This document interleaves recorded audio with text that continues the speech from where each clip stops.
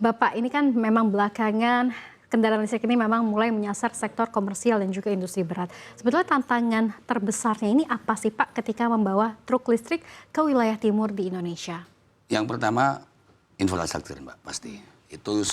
Makanya kita selalu sebelum kita menjual produk ke customer, jadi ada satu prosedur di kita.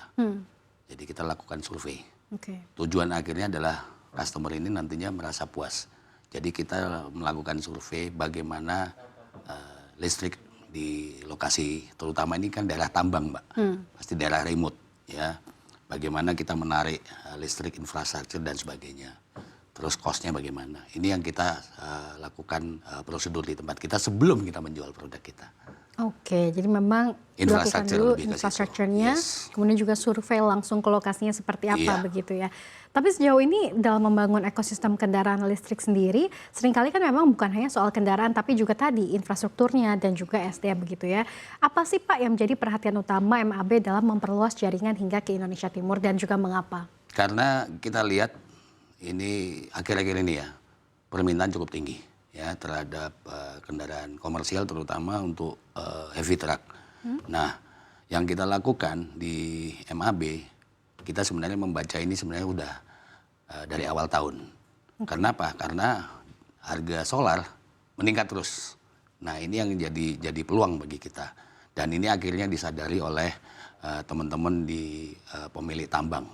Karena bagi mereka yang penting cost ini konstan. Nah, kalau nggak bisa dikontrol, sesuatu yang nggak bisa dikontrol adalah mengenai diesel.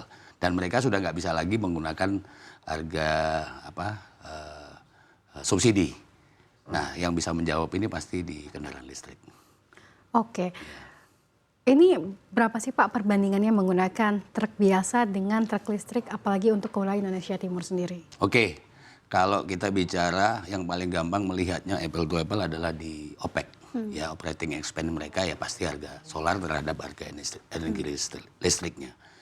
Nah, itu kurang lebih penghematannya bisa sekitar 75% dari situ. Jadi biasanya yang kita mengconvince ke customer adalah bagaimana mereka melihatnya owning cost, bukan hanya investment cost. Karena memang harus disadari sekarang harga di truk listrik dibanding yang ICE pasti masih jauh lebih tinggi. Tetapi begitu mereka melihat ini owning cost dari OPEC-nya turun, maintenance cost-nya juga turun, nah ini yang bisa secara long term bisnis ini akan terjaga oleh pengusaha-pengusaha tambang. Oke, jadi memang nilainya bisa turun dalam jangka panjang begitu ya? Iya, karena OPEC-nya kan otomatis jauh nih perbedaan antara solar dengan energi listrik.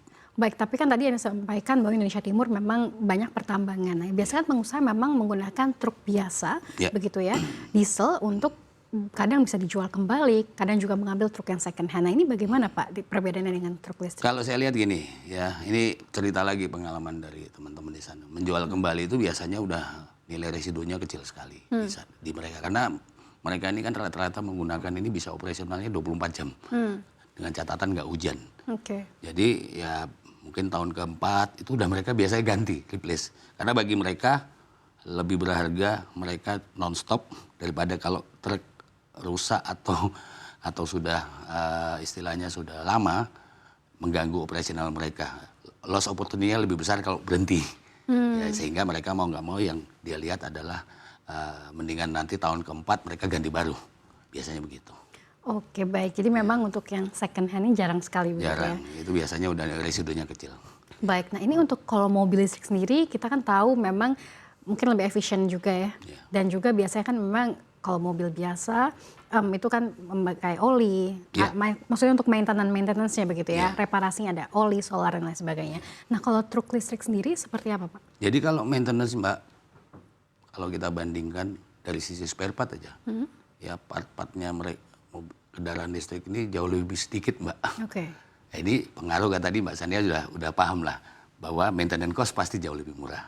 Udah nggak ada lagi ganti oli, belum ada pencurian oli, udah nggak mungkin lagi terjadi di kendaraan listrik.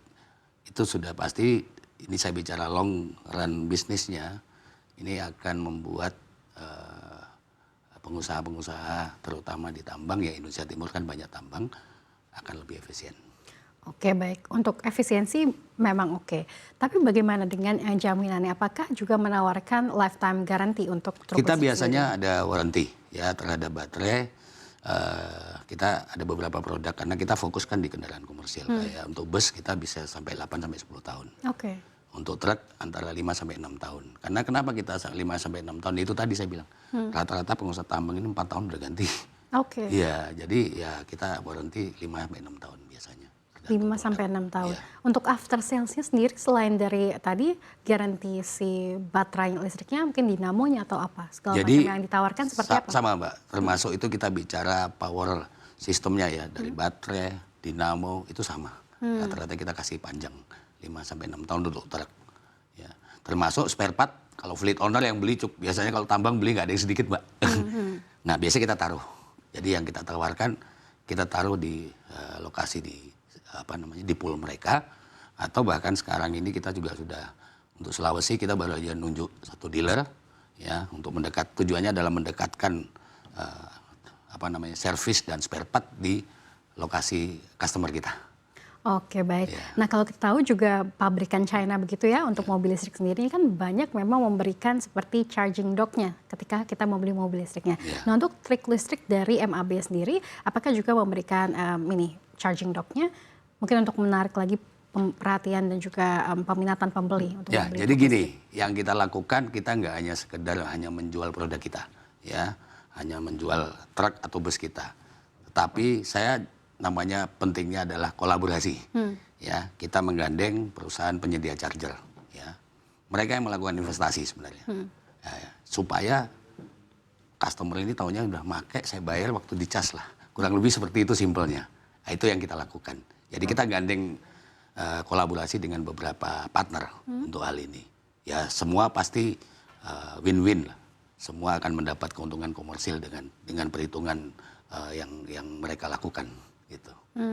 Dan ini tadi kerjasama ini sudah sampai ke Indonesia Timur begitu? Ini kita sudah dalam pembicaraan. Saya ada beberapa yang harus delivery di November ini Mbak. Jadi untuk produk terutama truk ya kita akan mulai deliver di bulan akhir November. Akhir November Iya. tahun ini? Iya. Oke. Karena permintaan kebetulan cukup banyak. Oke. Iya untuk situ.